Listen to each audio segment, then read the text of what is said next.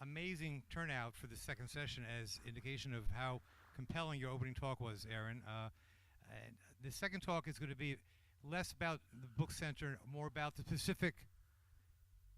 specific story of Isaac Bashevis Singer, probably the best-known American-based writer about Yiddish, and the question that Aaron is looking into and has studied quite in depth is, was Isaac Bashevis Singer a Yiddish writer?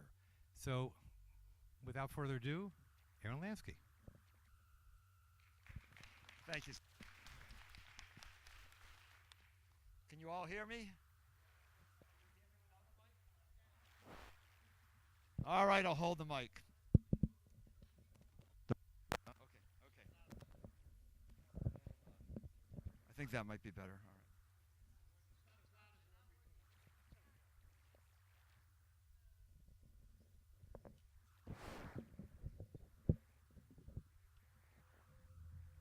Here we go.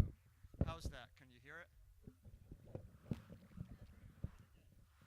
You know, when I was a younger man, I could speak without a microphone at all, and I had an extravagant amount of energy, and I could give 4 talks in a single day. Well, all I can tell you is, under ordinary circumstances, 2 talks in a day now would be a stretch. However, this is a subject that I so wanted to speak about, Bashevis Singer, that I couldn't resist squeezing in a second talk as well. And somehow you've still got energy left too, so let's do it, okay? And all right, here we go. So this morning, as Sid said, I told you about my work in founding the Yiddish Book Center and in saving the literature. Today I want to reflect on the content of those books. And I would love to be able to give you like a 10-part lecture series on kind of an introduction to modern Yiddish literature. But since we don't have time for that, no, you come to us. Yeah. So I figured instead I would really focus on just one writer. And there's so many writers I could have spoken about. I love Shalom Aleichem. I love Yud Lamed Peretz. I love Chaim Grada.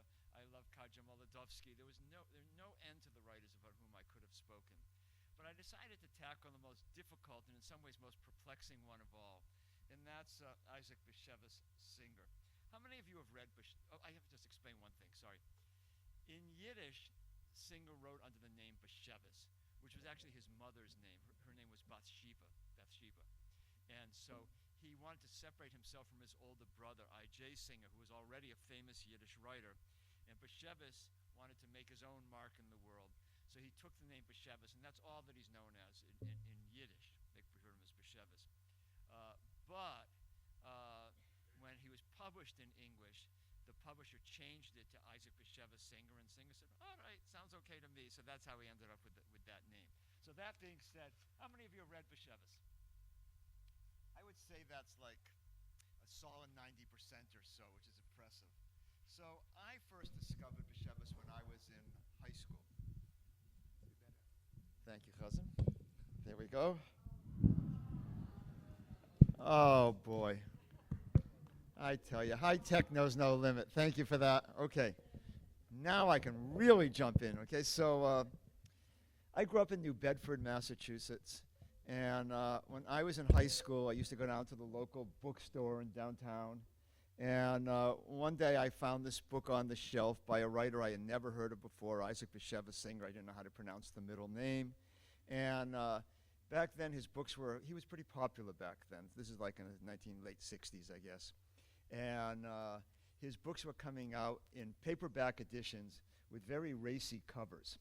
They were highly sexualized in content, many of his books. Never erotic, I should add, but highly sexualized.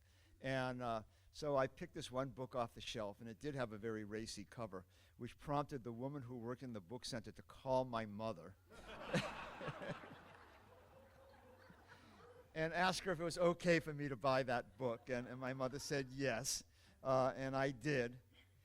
Back then, of course, I didn't have an inkling that of the ways in which Bashevis's life and mine would somehow intersect and even continue to intersect even all these years later.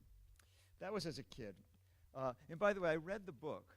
I don't remember which one it was now, but I read the book but I remember that it was full of Dybbuk's and demons and imps, and in New Bedford we didn't have that kind of stuff, you know. So I don't know what he was talking about with all that. It was I liked the kind of ethnographic part of it, his descriptions of traditional Jewish life, mainly because my grandparents, who came from the old country, never ever said a word about it to any of us. But I really, you know, couldn't relate to it in that sense. So that was it for me in B'Shevas until I went off to college. I was a student at Hampshire College. It was a brand new progressive school in Amherst, Massachusetts. And only a few weeks into the semester, I saw a poster that the Yiddish writer Isaac Bashevis Singer was speaking down the road at Smith College. So I said, I got to go. So I went down to Smith that night, and I think it was late, you know, in the fall. And I remember before the lecture started, I went into the men's room. They don't have a lot of men's rooms at Smith College. And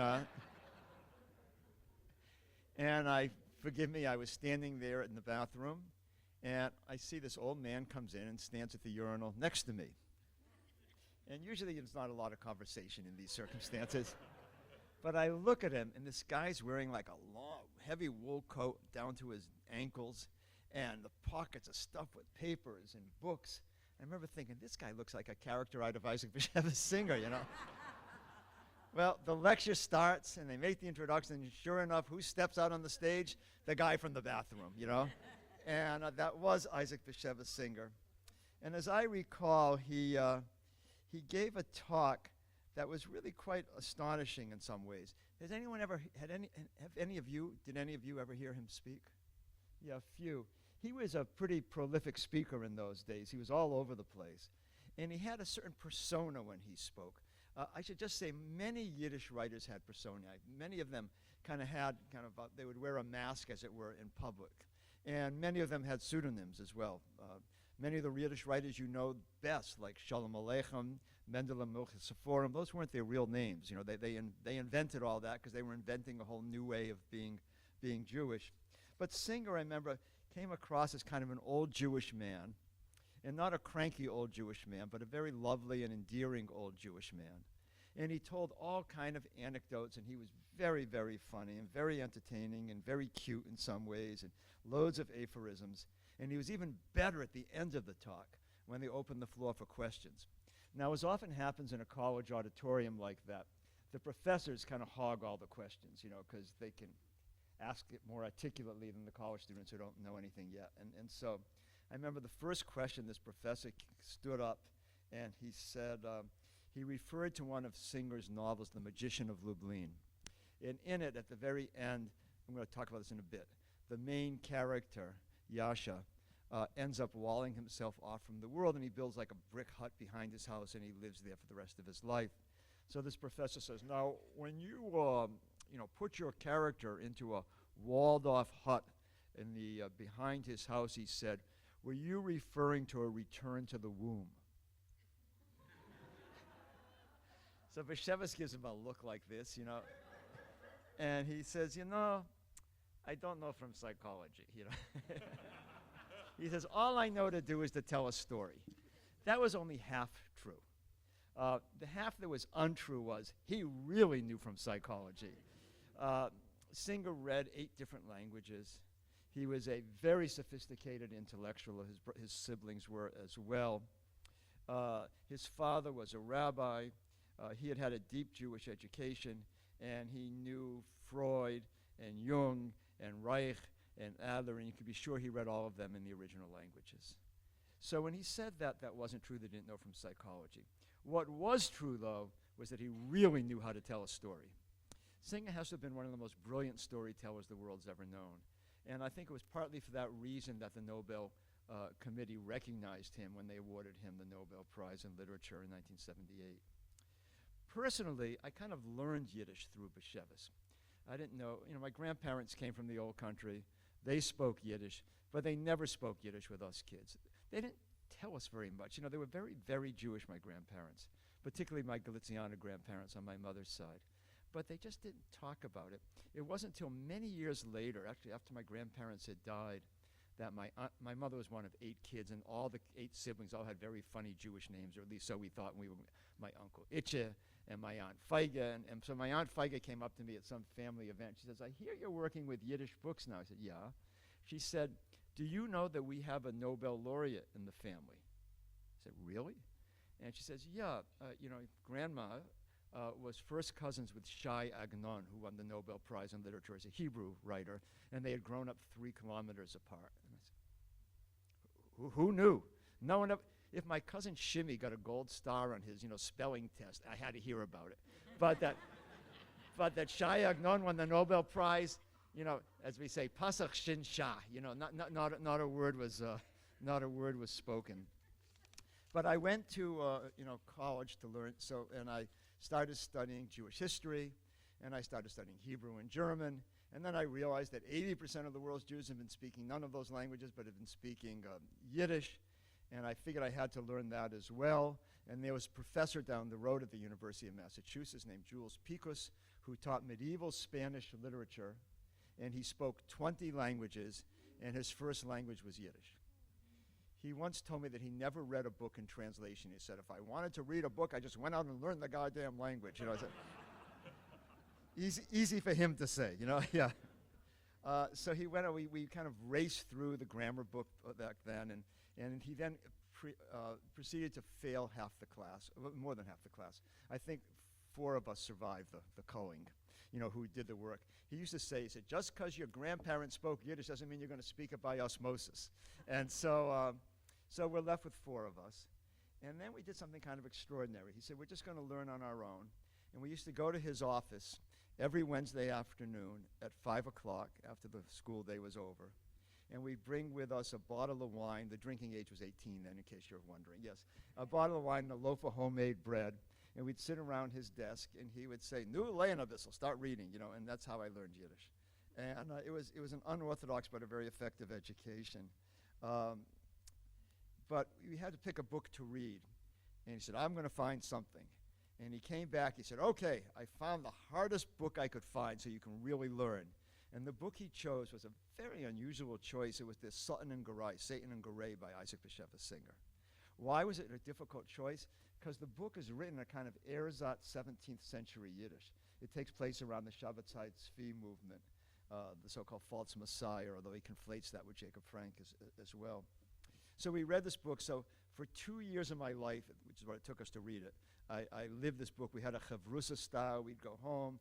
We'd learn together. We'd mark up the book, and then we would, very haltingly read a sentence out loud in class and translate it. But the book was really quite extraordinary. And I'll tell you in a minute, why that was so important to me also. But that was it. So that was my education. That was my exposure to Singer. And then I went to graduate school. And in graduate school, we never read Bashevis Singer. I don't know why. I think somehow mainstream Jewish scholars or Yiddish scholars of the time sort of looked down on Singer, that he was a populist, he was a hack. I don't know why exactly, although I did learn later why I thought that was. But I used to go every afternoon to the Jewish Public Library, the Yiddish Volksbibliothek, and I would just sit there and work. It was quiet, and I would work there. But it was only quiet until 4 o'clock in the afternoon. Because at 4 o'clock in the afternoon, the Yiddish newspapers would arrive from New York. And then there was always a lot of commotion because there were all these old men would come in, mostly men, and they would sit around in a circle, and they would fight over the papers, and they would read the stories out loud, and it got harder and harder to do my work. But one day, this noise is really, really loud, and everybody's screaming at once, and I thought like some catastrophe had happened, and I walked over and said, what's going on? What's going on? And they said, Bashevis won the Nobel Prize. I said, well, that's good news, right? They went bonkers. Like, they were so upset about it. They said, Zapasnish, it's a travesty, it's a shanda for the goyim, it's a disgrace in the eyes of the non-Jews, tfu, tfu, tfu, they spit. And in this spontaneous debate broke out, like they were their own private Nobel Prize committee.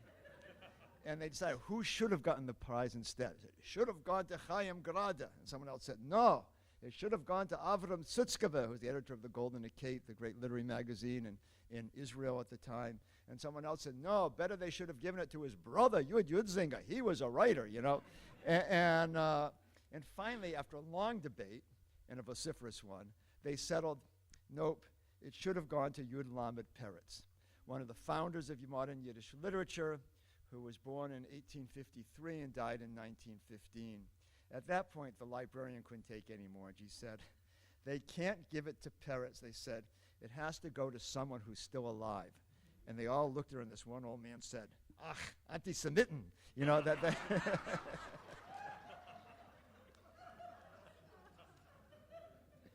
So this gets better, so hang in there. So a month later, posters go up. The library's going to hold a debate. They used to have lectures every Saturday night. It says too much about me in graduate school than I really want to admit, but I used to go every single Saturday night to a lecture in Yiddish about some aspect of Yiddish literature. And they put up posters. They have a lecture. And as Sid said in my introduction, the subject of the debate that week, the proposition was, is Isaac Bashevis Singer a Yiddish writer? And I thought, wow. That is really kind of a weird subject for a debate. I mean, I was a 23-year-old graduate student, but I'm thinking, I knew enough to know Bashevis had been born in a Yiddish-speaking family in Bilgarai or outside of there, and then grew up in the Jewish neighborhood in Krachmalna Street in Warsaw.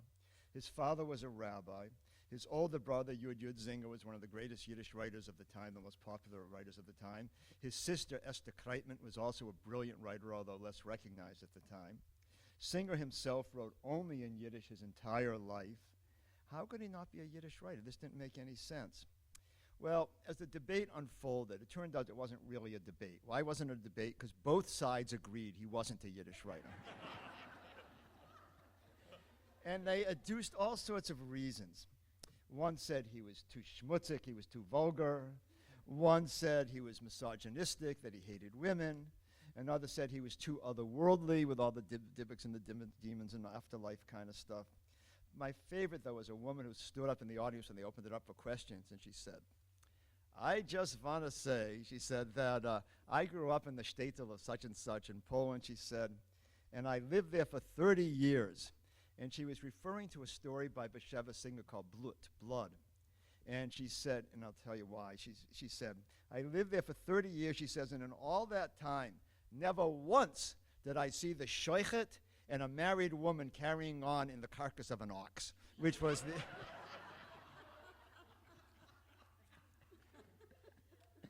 So I thought that was funny. But I also didn't think it was the real reason that they all hated him so much and that rejected him as a Yiddish writer. And I didn't fully understand why they did until maybe a year later, when my teacher, Ruth Weiss, who was probably the most brilliant Yiddish literary scholar of her generation, she had studied with Max Weinreich. When she was born in Chernovitz and then moved to the United States, or to Canada rather, and then became the great scholar in the field. And she explained it in an article in Commentary magazine a year later.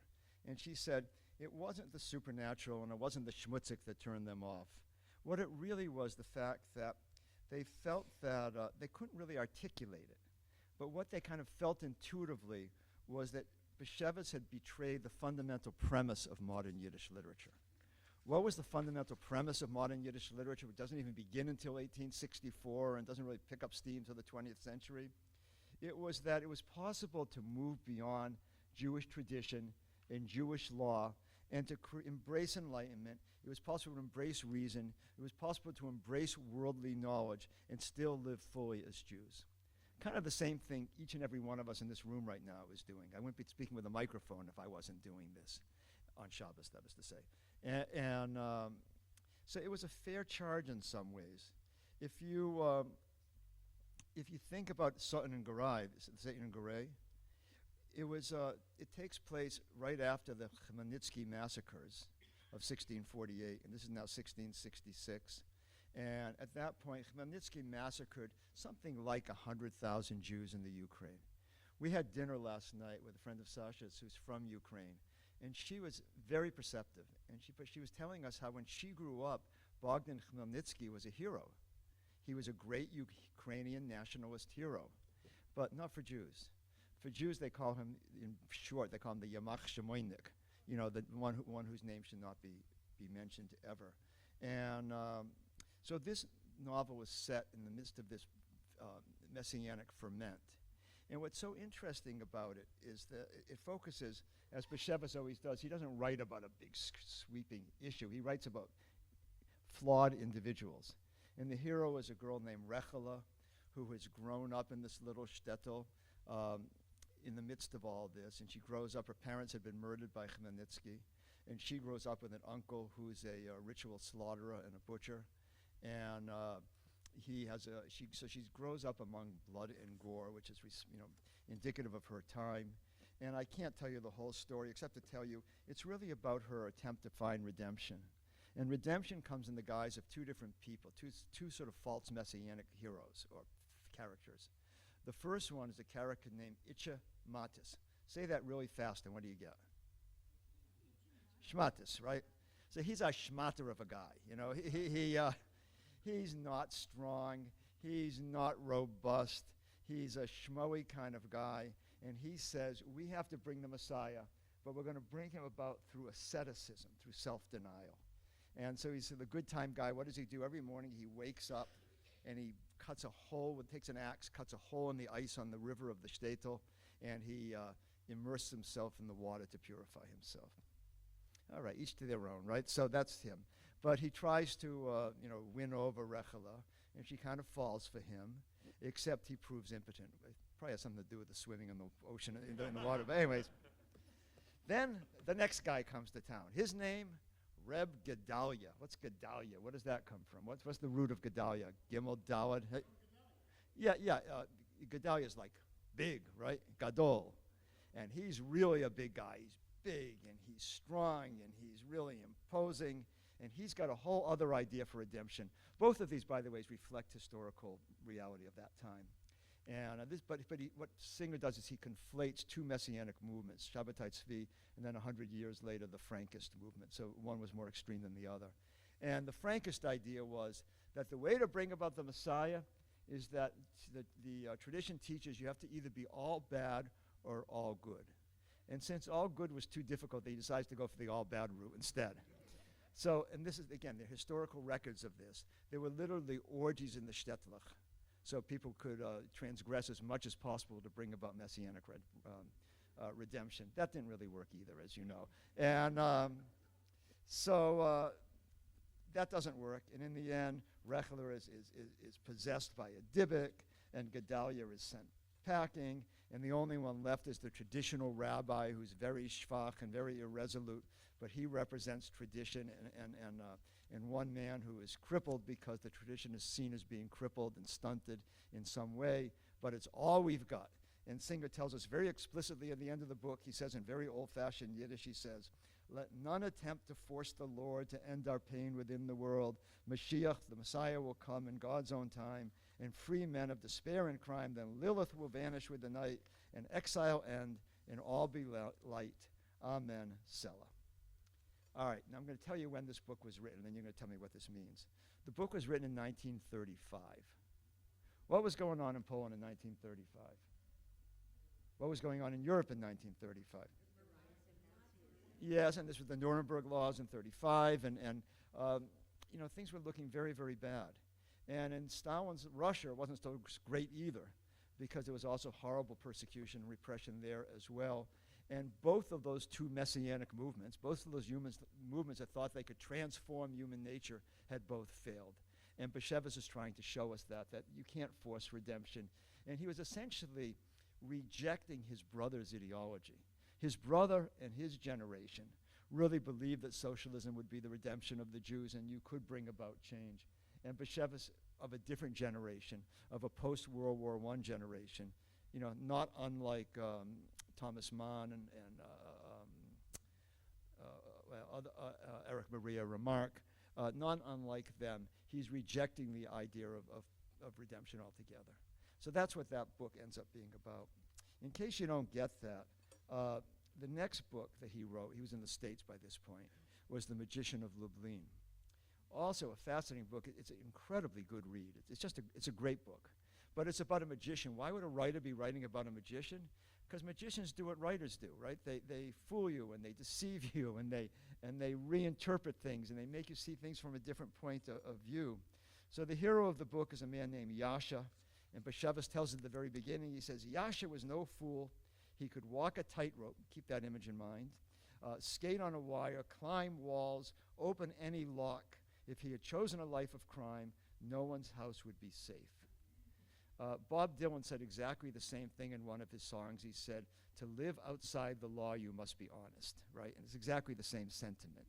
That to live outside the law, you need to have some sort of very, very, very strong structure of law in place, of moral compass in place, or else you're going to go off the deep end. In this case, Yasha doesn't waste any time falling into the abyss. He ends up getting involved with like 7 or 8 different women and really involved. He travels around as a performer, and he has a woman everywhere, and he travels with a mistress also, and he's got a wife back home. At one point, though, he meets this very high-born Polish woman, very elegant, and he really kind of falls for her. And she says she wants to be with him, but she said, you've got to get money so we can escape and get out of here and go somewhere else. So for the first time, Yasha needs money, and he's not sure what to do, and after a lot of struggle and a lot of angst, he ends up going to Warsaw, and he breaks into an apartment, a first-floor apartment, which is 1 story up, and he knows there's a very wealthy man there, and he goes in to steal this guy's fortune, which is supposed to be hidden in the apartment. He gets there, and the man's sleeping, and Yasha looks at him, and he says he has to kill the guy. And he's about to kill him. Then he realizes, oh, my God, what am I doing? He says, I have to get out of here. And he jumps out the window. It's only a 1 story, 1 story up. And he jumps out the window, and he breaks his foot. He's an acrobat. He can climb anything. He can do anything, like an escape artist, like a Houdini type. But he breaks his foot. Now he's crippled. So welcome to the club. And he becomes a Baal Tshuva. And he goes home to his wife, and he builds this hut behind his house out of brick. Except there's no door in the hut. He has himself immured. He has himself, cemented into place. And there's only a opening in the wall for them to hand food in and to hand waste out. And he sits there for the rest of his life. He sits there every day with a stack of Talmud and other traditional Jewish books in Hebrew. And he studies for the rest of his time. And it says, it would become clearer to him day by day that the holy books he studied led to virtue and eternal life, while that which lay behind him was evil, all scorn, theft, murder. And listen to this line, there was no middle road. A single step away from God plunged one into the deepest abyss. So now you get it why the Jews in Montreal hated him? They hated him because everything that Yiddish stood for, everything that we stand for, was exactly negated by a story like that. And so therefore, if he was the very antithesis of so much of Yiddish literature, how in the world could he, of all people, be the one Yiddish writer to win the Nobel Prize? By the way, other Yiddish writers did win the Nobel Prize, most notably Elie Wiesel, but Wiesel didn't write in Yiddish. His first book was in Yiddish, his first book was in Yiddish, but then he wrote mostly in French after that. So, and there was a few others as well, but Bashevis was the only one to win the Nobel Prize for his writing in Yiddish. After he won the prize, the New York Times asked Singer to account for his popularity, and he said, it's very simple, he said, I give Jews what they want, sex, Torah, and revolution. Well, that's true, but he was also a brilliant storyteller. And for one who condemned debauchery, boy, was he good at describing it. He could really create a whole world there. And I think some people misunderstood the religiosity that underlay his work. For example, at the Forward, the Forward's the Yiddish newspaper, in the later years when Singer was working there, writing there, all the old union typesetters had retired by that point because they all had union contracts and they had really good retirement funds and they were able to retire with good benefits. So who did the typesetting after that? They hired religious Jews from the old religious newspapers who never had a union, and they were the ones who ended up doing it, and they refused to set Bashevis's work.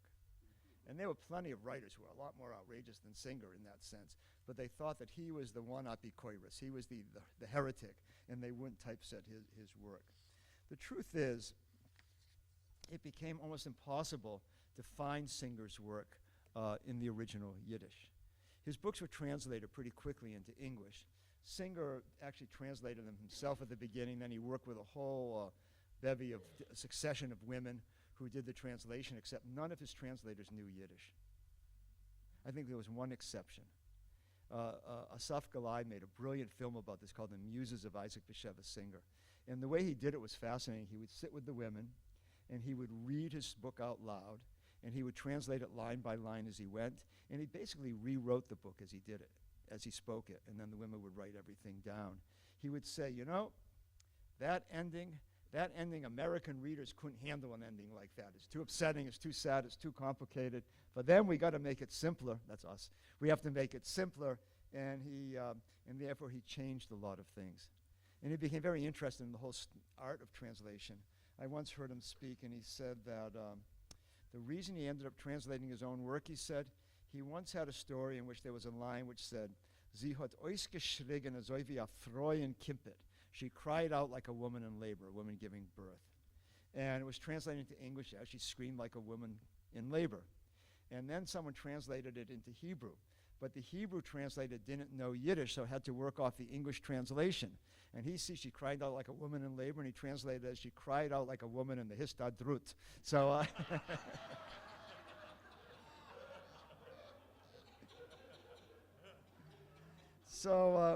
that was Singer. He was retranslating himself.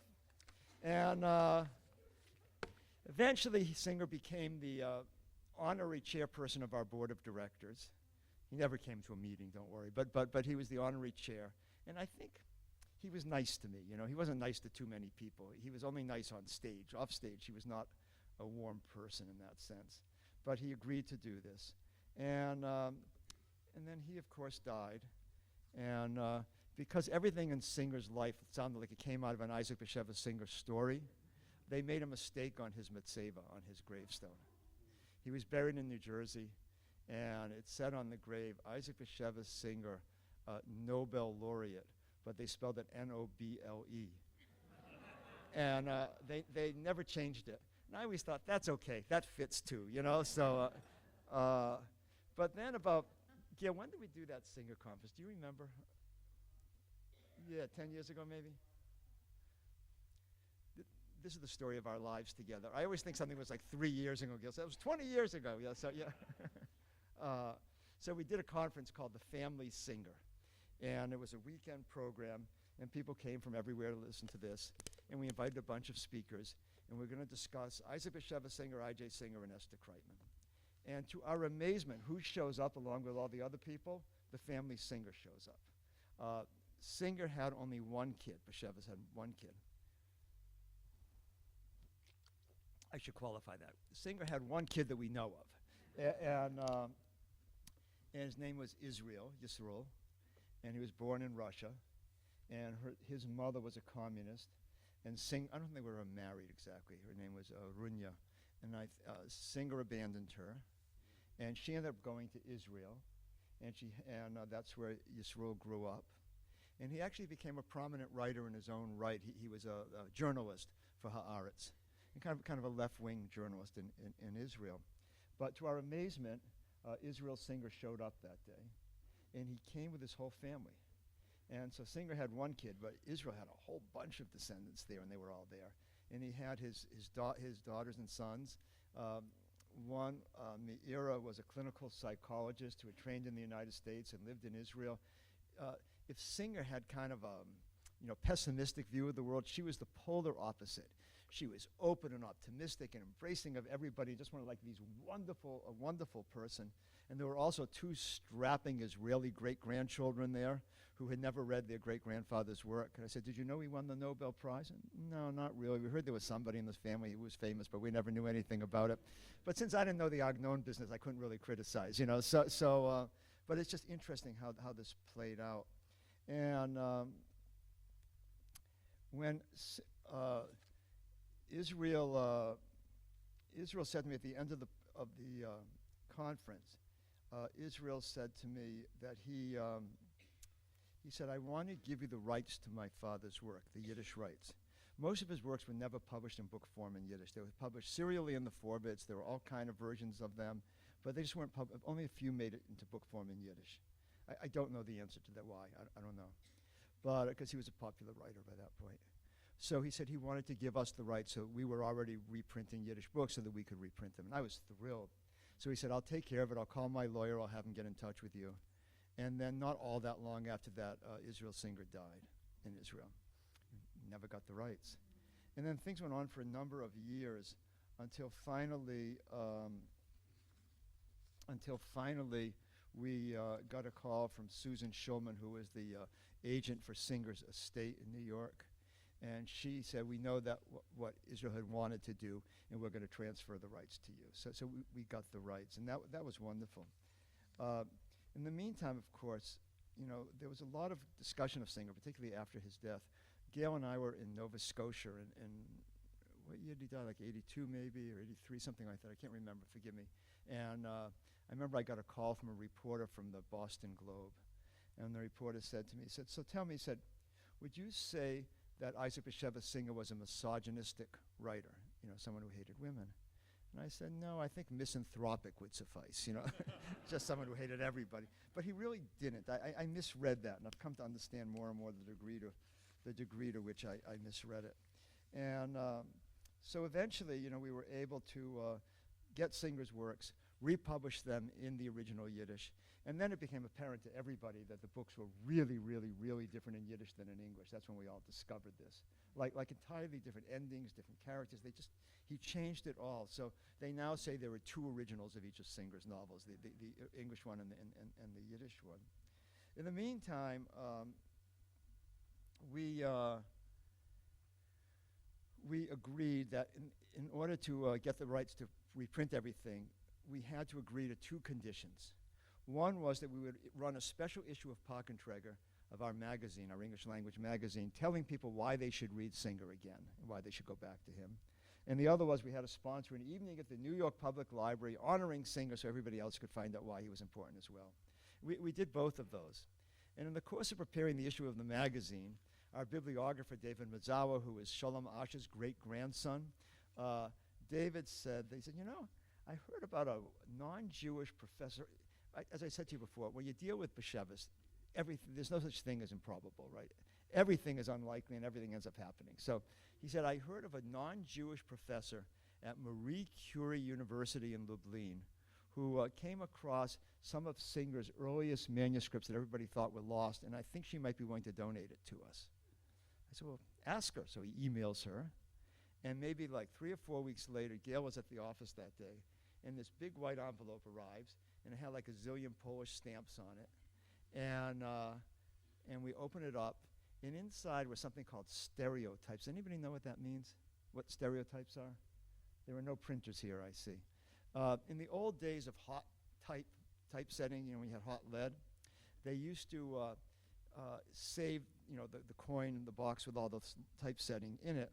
But if they wanted to use it later, if it was a book they thought they would want to reprint, they would make something called a stereotype. It was kind of almost like a papier-mâché imprint of all the type. And then they could pour hot lead into that later on, and it was like a mold of the book, and that would be there. So these were papier-mâché impressions of books. And on the back of it was printed Singer's very first work ever, his first printed work ever, called Salamandria, Salamander. I don't know why the salamander. And it turned out that he wrote every single article in the magazine, but they were all written under different names, and that was typical for him.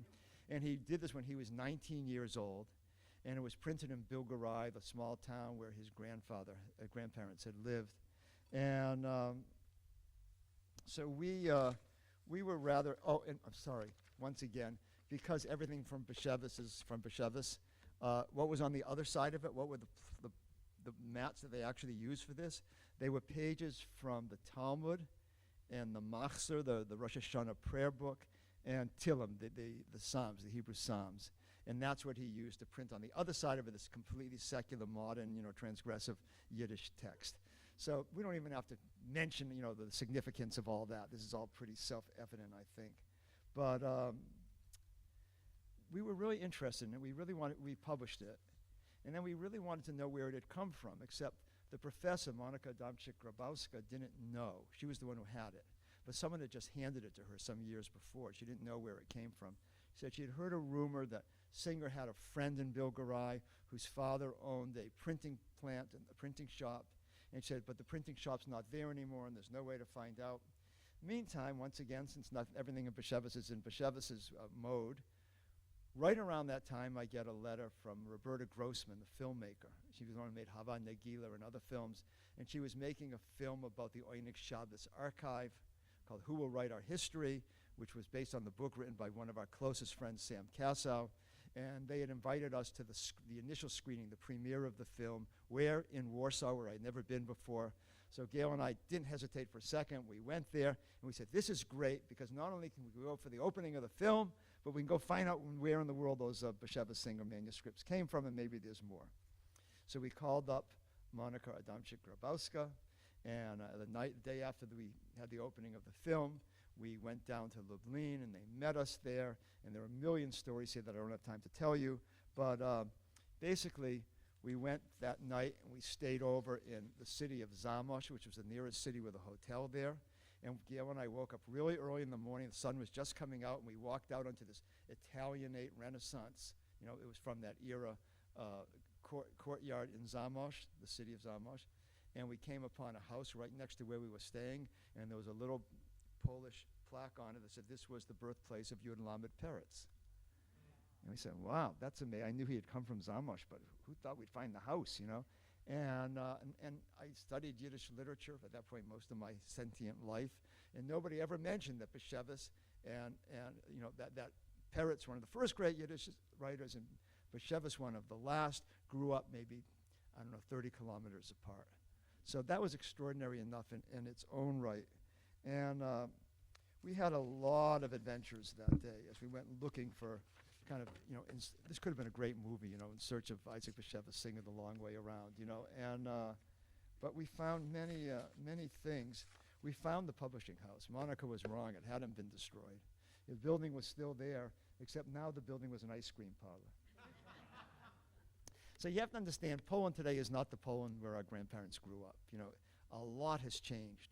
For one thing, a country that was once rather, you know, anti-Semitic in many ways, at least in our experience, was pretty philo-Semitic. Like, everybody was really nice to us, like really, really nice to us, and went out of the way to help us out. And so here's this lovely city, and here's the ice cream parlor, and there were kids waiting in line and going in and out getting their ice cream cones. And we found out that, in fact, the stereotypes hadn't come from the printing house. They had come from the attic of an old-fashioned house outside of town, and somebody had gone up there and had found them, and somehow they made their way to Monica. And nobody knows how they got to that attic, except the operative theory is that the guy might have worked at the publishing house, and paper was in very short supply in the 1930s, and probably just took some of these home with him for paper to light his wood stove. And fortunately, they never lit that fire, and they were up in the attic, and we found them, and that's where they came from. We'll never know the real story, but that's the best we have. But the moral of all of this is, and then I'll wrap up with this, is that we ended up posting all of Singer's originals, and we know that despite the passions that took place in Montreal, you know, 45 years ago, Singer really was a Yiddish writer. You know, it's preposterous to say otherwise. He might not have been the kind of Yiddish writer that they wanted, but I think that's primarily... Oh, thank you, Sasha. Who was the politician that ended up with a... Oh, was it Mike Pence that ended up with a bug on him during the debate? Lahavdil once again. Okay, so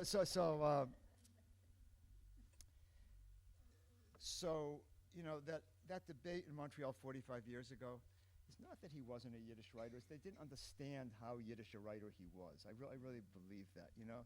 And again, you have to keep in mind just the historical enormity of everything that was happening, the context for all these events, the context for Singer's own lifetime. We recently published the first volume, as Sid showed you earlier, of Singer's essays from the Jewish Daily Forward. These are very carefully selected by a scholar named David Stromberg, who lives in Israel. And it was such an embarrassment of riches. And Singer was so unbelievably prescient even then. Singer might have had a mask on in his fiction and sort of disguised what he was doing, But in his nonfiction, he was completely out front of it, about it. You know why? Because he didn't write the nonfiction in his own name. I don't mean Basheva Singer, that name. I mean just not in his name in any way. He wrote on the name of a writer named Yitzhak Warshawski, the man from Warsaw. But that was really Singer, even though nobody knew it at the time. And so unmasked and undisguised, he wrote with an incredible precision and an honesty, a candor, and it's quite remarkable, what he was living through at that time. When he came to America, he left his mother and his younger brother behind, and they ended up fleeing the Nazis. They made their way to Kazakhstan, and they both died of starvation there early in the war. And Singer knew that. He got letters, and he found out what had happened. Can you imagine he's there in New York City, and his mother and brother have just died from starvation? And not only that, but his whole world had been destroyed. The world that he had known, the world of Yiddish-speaking Jews, where Yiddish was ubiquitous. Do you know what percentage of the population of Warsaw was Jewish? Maybe not quite that, but about at least a third of Warsaw was Jewish. You're very close. Was Jewish before the war. So Singer grew up in a totally Jewish universe, and suddenly that universe had vanished, right before him. And I think it gave such a sense of urgency to these wartime essays of his. He wrote about the rise of fascism, and he explains in great detail why no Jew could ever be a fascist. This is before the Holocaust, of course. And he describes what fascism is with a prescience that still rings as sharply today as it ever did. It's really quite extraordinary. And everything that had been implicit in Singer's fiction became explicit in his nonfiction writings. So I really can't recommend that book to you enough. And all I can tell you is, in closing, I was going to give you one last story, but I think we're running out of time, and I want to save time for questions here. So give me 1 second here. Oh, I'll tell you one more thing about Singer. This is a nice last story. So when Gail and I were in Bill Garai, in Singer's grandparents' town, where he had spent every summer of his life till he grew up, there was, you wouldn't have known that he had been there until you got to a little park in the middle of the city. It was like a little square. And it was basically a children's playground. And there were a lot of young kids there, Polish kids, and they were all playing and laughing and singing and telling stories. And it was very, very Leibedic in every way. And on the corner of the park, kind of looking at the swing set where the kids are all playing, who's sitting there? Isaac Bashevis Singer in bronze. And I don't know who did the sculpture. I don't know who created it. But it was beautiful. Because here was Singer, a guy who had kind of abandoned his own child, a writer who really did have this kind of underlying pessimism, that goes throughout his stories. But I think there was an optimism as well, a deeper optimism that belied his own pessimism in some way. And whoever made that sculpture captured it perfectly. Because Singer's sitting there in bronze. He's literally sitting on the bench. You can go over and you can sit next to him, and which we all did, of course. And you can go over and sit next to him, and you see his hand is right there, and you want to put your hand on his hand, and it was warm, it was in summer, and it was smooth, and it was completely polished where everybody had rubbed him. I think his head was kind of polished too. Everybody must have been rubbing his head as well. He was bald, in case you didn't know the story. And everyone was rubbing that as well. So here's Singer there, and he's kind of glinting in the sunlight, and he had this little half smile on his face as he's looking at these kids playing, these Polish kids playing. And you realize, it didn't end so badly after all. I mean, it was catastrophic, but it didn't end so badly after all in some ways for Singer. And in some ways, many of his ideas really have been vindicated, for better or for worse. So I'll read you the very last thing is the speech he gave I won't read the whole thing, the speech he gave when he won the Nobel Prize. So he won the Nobel Prize in Literature, and he came to, was it Oslo, Stockholm, to receive it. And he got up and he gave a speech, a little bit of which was in Yiddish, and they actually published the Yiddish section in Yiddish in the New York Times. And the speech was very powerful. And for an anti-modernist, it was one of the most profound affirmations of both Judaism and humanism that I've ever read. And I'm just going to read you very quickly. He said, this he said in Yiddish, he said, "The high honor bestowed upon me by the Swedish Academy It's also a recognition of the Yiddish language, a language of exile, without a land, without frontiers, not supported by any government, a language which possesses no words for weapons, ammunition, military exercises, war tactics, a language that was despised by both Gentiles and emancipated Jews. The truth is that what the great religions preached, the Yiddish-speaking people of the ghettos practiced day in and day out. They were the people of the book in the truest sense of the word. And then he concluded, Yiddish has not yet said its last word. It contains treasures that have not been revealed to the eyes of the world. It was the tongue of martyrs and saints, of dreamers and Kabbalists, rich in humor and in memories that mankind may never forget. In a figurative way, Yiddish is the wise and humble language of us all, the idiom of frightened and hopeful humanity. I agree, and I agree that Yiddish has not yet said its last word, and neither, I suspect, has Yiddish literature or Isaac Bashevis Singer. Thank you all very much. Thanks.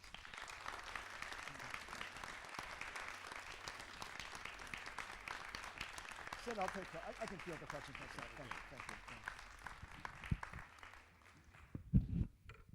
So Aaron, thank you so much. I feel earlier today you said that when you came up with all these books, you had an embarrassment of riches. And I feel that right now because you're not only a gifted speaker, but you have an amazing story to tell, and you tell it quite beautifully. So you've taken like the whole hour, but we're going to take another 10 minutes. What I want to do is this. I'm going to take like 5 very succinct questions, no speeches, 5 succinct questions in a row. Oh, no, don't do that. I'll never remember them. Why don't you just respond to something that you feel speaks to you?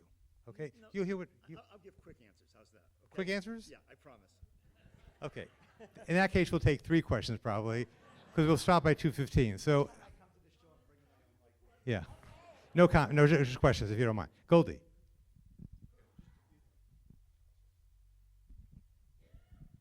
Any thoughts of using AI for your future translations?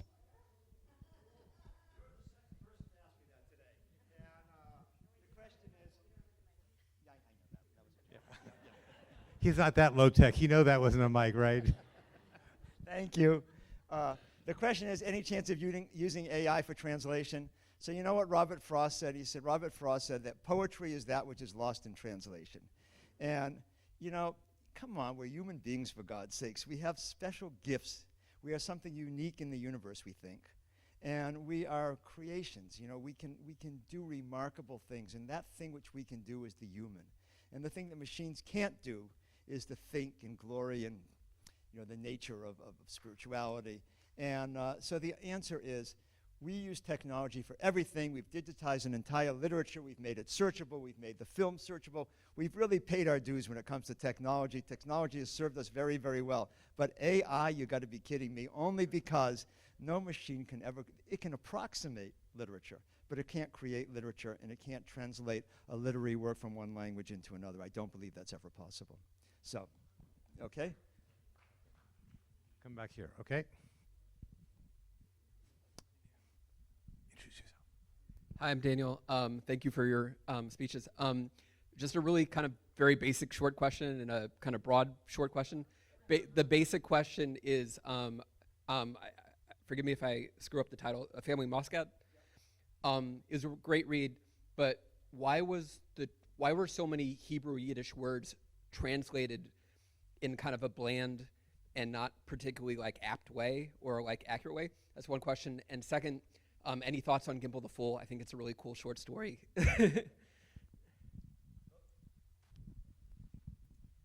All right, you guys are really testing me on my promise to give short answers here, because those are big questions. All right, as for why the family mascot was badly translated, who the heck knows? You know, it just was. And can't answer it. All I can say is we'll get a new translation someday. You know, that will. I don't think so. But I think there wasn't a lot of patience with foreign language words, you know, kept in the original back in those days. That's changed a lot. And now you can do that more and more, but back then that wasn't generally done. I think that was probably what. Yeah. And the second question was about Gimple the Fool. Do people know the story of Gimple the Fool? Has anyone read it? Yeah, it's called Gimple Tom. You know the Tom, like on in Pesach with the 4 sons, and one is the Tom who doesn't know anything or know. So the Gimple Tom is one of the greatest stories of Yiddish literature. And in some ways, it's actually a retelling of a Yudelamed Peretz story. Peretz, one of his most famous stories is called Boncha Schweig, Boncha the Silent. And Gimple Tom is much like Boncha Schweig. He's someone that's kind of everybody dumps on him. He's infinitely gullible. Everybody fools him. His wife is running off on him and sleeping with a million different people except for Gimple. But somehow Gimple ends up being the hero in the end. You know, his view of this, of not falling into temptation, not fighting back, is actually a choice, not something imposed on him. The way in which you can tell that is in Boncha Schweig, Boncha the Silent, there's an omniscient narrator telling the story. And in Gimple Tom, Gimple is the narrator. He has enough oomph, he has enough self-possession to tell his own story. And I think it's infinitely more nuanced and infinitely more powerful as a result. And also infinitely more optimistic, even if Bashevis didn't want it to be that way. But I think deep down, Bashevis, you know, in some ways, Peretz was a great humanist who wrote stories in Yiddish, but they challenged some of the premises of humanism and the limits of humanism. Bashevis was a person who sort of rejected humanism on a certain level, yet might have been one of the greatest humanist writers of all. So, yeah.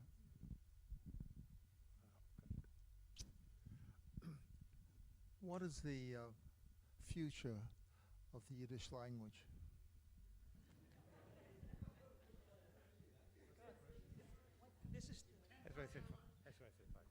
This is starting to sound like a seminar in Yiddish literature. You got to bring me back for like 3 months and we can kind of get into all of this. What's the future of the Yiddish literature? Well, I'll use a quote from Singer himself, that it was a joke that he often made, but it's apt in this case. Singer said, you know, people always say, is Yiddish dying? You know, is Yiddish dead? And Singer said, Yiddish isn't dead, it's just dying. It's not dead. And he said, we Jews know there's a really big difference between dying and being dead. And he said, and Yiddish might be sick, but it has magic. And I guess I'll quote the title of my own book. It comes from Max Weinreich, who was the founder of the YIVO in Vilna and then came to the United States. He was just out of the country when the Nazis invaded. Came to the United States, reconstituted the Yiddish Scientific Institute in this country, and he started teaching a new generation of students, including my own teacher. And one day, one of his students came to him, and she said, I got this firsthand, and she said to Professor Weinreich, she said, Professor Weinreich, I don't understand how you can keep doing this. She said, every day you come in here, you got 3 students. You know, you were the founder of one of the greatest Yiddish organizations in the world. You wrote the definitive history of the Yiddish language. You were one of the towering Jewish cultural historians of the last century, of the 20th century. She said, how in the world can you keep coming in here every day and teaching the 3 of us? How do you do it? And he says, it's very simple, he said. It's because Yiddish has magic. It will outwit history. So stay tuned. Yeah. So we can. Last question. So much of every language, but Yiddish in particular, is the nonverbal. It's the how, the music of Yiddish. It's the intonation, It's how do we preserve that? You know, how do you preserve that in a library?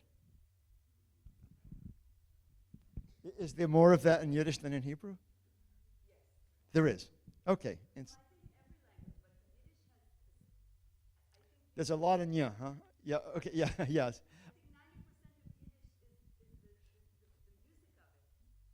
Well, the gift we have with Yiddish, you know, how many Jewish languages are there? Anyone know? Yeah, something like that, right? Certainly more than 20 Jewish languages. You know a lot. You're very good, yeah? Yeah. So there's something 20 some odd Jewish languages altogether, of which Yiddish is one, Hebrew is another, Aramaic's another, Ladino is another, but it goes on and on and on. And you know, they all have something in common in some ways, that they're written in the Hebrew alphabet. They draw heavily from Hebrew and Aramaic. The vocabulary, the lexicon draws heavily. But they manage to borrow from non-Jewish languages, but to create this kind of magic of transmutation. They take whatever's in the non-Jewish language and they make something Jewish out of it. So, you know, what I'm wearing here, now called the kippah, but formerly, the head covering formerly known as a yarmulke. Where does the yarmulke come from? Anyone know what language that comes from? Ukrainian. And it shares its root with the headgear worn by Cossack soldiers who were like the nightmare of every Jew in Europe. So how did that happen, that becomes, to say that word creates something that's inherently Jewish as a yarmulke? Because we transmute outside elements into our own frame of reference. And the head covering is a Jewish tradition, and therefore we transmute into that. And Yiddish is full of that kind of magic, that kind of transmutation. So that's why it holds something so very deeply Jewish in it. I think ultimately, is Yiddish more Jewish than Hebrew? No, you can't say that one way or the other. What you can say, though, is the most Jewish of all is when Hebrew and Yiddish are juxtaposed, when it becomes dialectical. That's when it becomes really deeply Jewish, because then you take something from Jewish tradition and you bring it down to earth. It goes in both directions, right? So you have, Atol b'chatona mikol ha'amim, thou hast chosen us from amongst the nations, and then it goes to Yiddish. That's a proverb. And then it quickly switches to Yiddish and says, "To was hast du gewollt von dein Volk Yisrael?" How come you had to pick on us Jews? And this is all over the place. Amru le'Elohim, speakest thou unto the Lord, or b'shreitza devan, but go scream at the wall, And we could do this all day. There's something deeply Jewish about those expressions. And it comes from that dialectical quality, that give and take between Hebrew and Yiddish. So I say, and the other languages as well. So I'd say we need it. We need the it's not a matter of Yiddish or Hebrew. We have had a great gift in our history that we have all of these languages, and we have to use them. But they're very Jewish in the aggregate.